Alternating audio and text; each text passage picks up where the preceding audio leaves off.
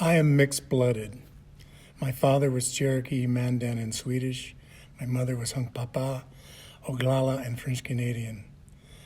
When I was 4.5 years old, my mother died unexpectedly from cancer at the age of 23. It was 1958. My little sister and brother were killed, thrown in a ditch, and left to the crows. Within the year, my surviving brother and I were made wards of the state by the state of Oregon. At the end of that year, the Baptists came. They took us back to Illinois to the tail end of the Native American boarding school system. That's when I first became surrounded. In Illinois, everything was different. Flat land was further flattened into orderly, plowed rows, and only a smattering of trees and hedgerows. The region was almost entirely Anglo-centric, with a few blacks and Latinos sprinkled in, but rarely a Native American. I hated it. It was so artificial and hypocritical. The longer I was forced to stay, the more hypocritical I felt. Against my will, I was slowly becoming them. But I was always the outsider. They paraded me around and called me their little Indian, but also tried to systematically beat any trace of the little Indian out of me. Those brutal attempts only further ingrained those fragments as I secreted them away from their grubby hands. That's when I knew why my mother called the whites flat asses and the Wasichusa, the fat takers. Having no parents, no role models, or few and far between positive forces, I grew up without a moral compass and a capacity for greater brutality. I refused to die, and it made me ruthless and relentless. I also refused to lose. The day I turned 18 was the day I left the care of the Cavrolites. That started me on a path of living in New York, LA, and Chicago for the next 25 years. Because of my quasi-exotic look, native and Anglo, of dark hair, high cheekbones, and a powerful athletic build, I started with modeling for catalogs, magazines, newspapers, billboards, and runway shows. I progressively parlayed that into acting for TV commercials and movies and singing in recording studios. But due to a crushing experience on a movie set, I quit acting and took the money and became an audio and acoustic design engineer.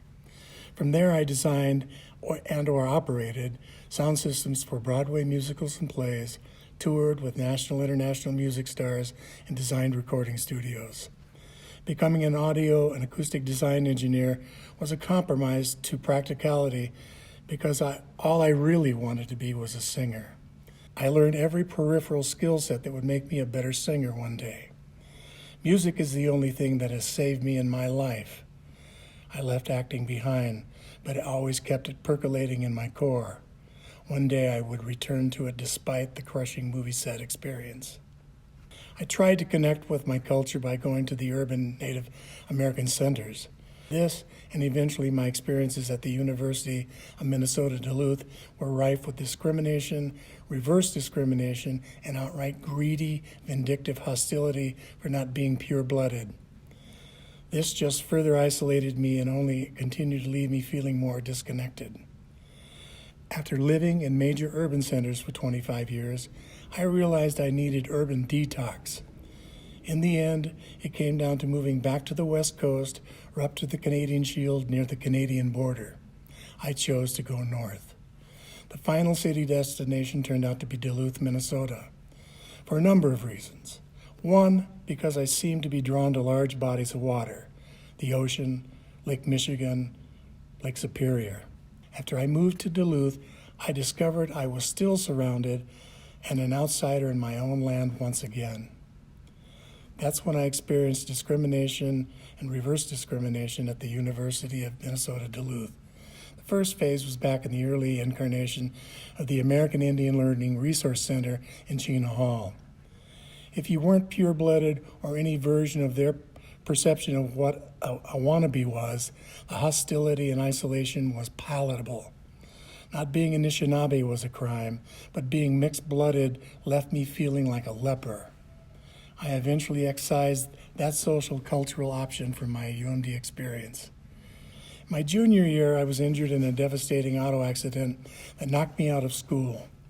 It took me 13 years to get out of the hospitals, nursing homes, surgeries, and physical therapies before I could return back to UMD to complete my degree.